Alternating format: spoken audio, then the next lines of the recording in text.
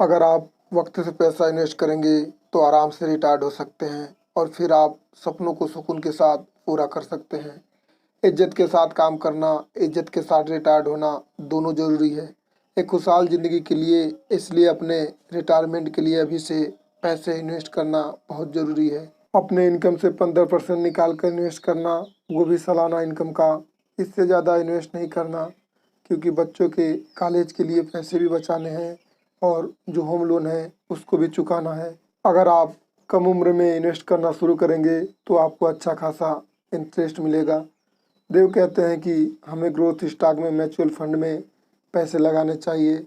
अगर आप अपने पैसे 5 साल से ज़्यादा इस फंड में लगाते हैं तो आपका बहुत अच्छा मुनाफा होगा। किसी भी म्यूचुअल फंड में इन्वेस्ट करने से पहले ये देख लीजिए कि उसका लॉन्ग टर्म परफॉर्मेंस कैसा रहा है। देव के अनुसार हमें 25% ग्रोथ इनकम फंड में डालना चाहिए, 25% ग्रोथ फंड्स में, 25% इंटरनेशनल फंड्स में, आखिरी का 25% अग्रेसिव ग्रोथ फंड्स में डालना चाहिए। अगर 35 की उम्र से लेकर 65 की उम्र तक हर साल $3000 इन्वेस्ट करें तो 12% के औसत रिटर्न पर $8,72,000 हो सकता है, वो भी टैक्स फ्री।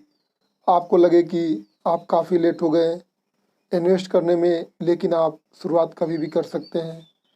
कॉलेज की डिग्री बहुत ज़रूरी है, लेकिन डिग्री होने से नौकरी का मिलना पक्का नहीं होता। इसके होने से कामयाबी की भी कोई गारंटी नहीं है।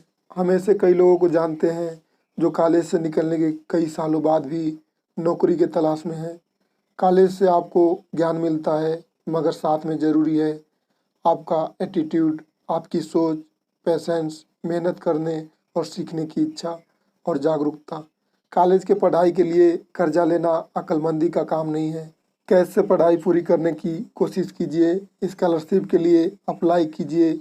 अगर लोन लेकर पढ़ाई करेंगे तो ग्रेजुएट होते ही आपके बच्चे के सर पर कर्जा होगा।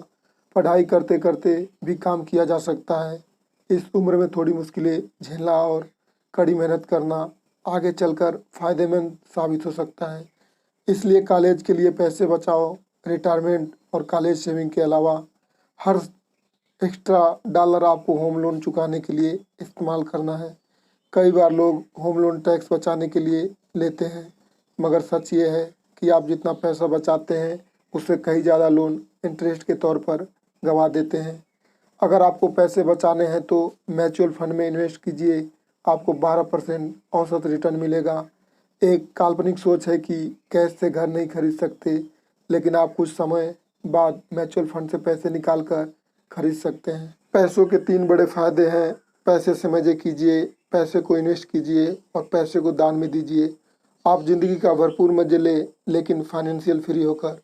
अपने पैसों का इन्वेस्ट करते रहना बहुत ज़रूरी है। म्यूचुअल फंड के साथ साथ आप रियल इस्टेट में भी इन्वेस्ट कर सकते हैं, क्योंकि अब आपके पास अपना पैसा है।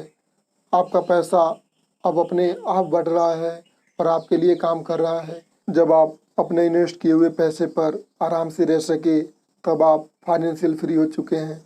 पैसा दान में किसी ज़रूरतमंद को देना, इससे ज़्यादा खुशी शायद ही किसी और चीज़ से मिल पाती है। जो देता है उससे लेने वाले से ज़्यादा खुशी मिलती है। जब आपके पास दान देने के लिए पैसे न हो तो आप अपना वक्त दान दीजिए। किसी भी सेवा कार्य से जुड़कर सेवा भाव से किसी के लिए कुछ भी करना हमारी ज़िंदगी का एक महत्वपूर्ण हिस्सा बन जाना चाहिए। तभी आपको जीवन जीने में असली खुशी होगी। लेकिन हमें पैसे की रोशनी में अपनी राह से भटकना नहीं है। पहले कर्जे के नौकर, अब पैसों का नौकर नहीं बनना है। कई बार पैसों के आने से लोगों का दिमाग घूम जाता है और ऐसे में उनके बच्चे भी अपनी असली ज़िंदगी से दूर चले जाते हैं। पैसों को भगवान का दर्जा कभी मत दीजिए। पैसा होना अच्छी बात है। अगर आप एक नेक दिल इंसान हैं तो आप अपने पैसों का सही इस्तेमाल करेंगे। पैसा बुरी चीज़ नहीं है, लेकिन बुरे लोगों के हाथ में पैसा आ जाए तो वे उसका दुरुपयोग करते हैं। इसलिए बहुत ज़रूरी है कि अच्छे लोगों के पास बहुत सारा पैसा हो। अगर आपको ऑडियो अच्छी लगी है दोस्तों, तो लाइक, शेयर, कमेंट और चैनल को सब्सक्राइब करना न भूलें। धन्यवाद। जय हिंद, जय भारत।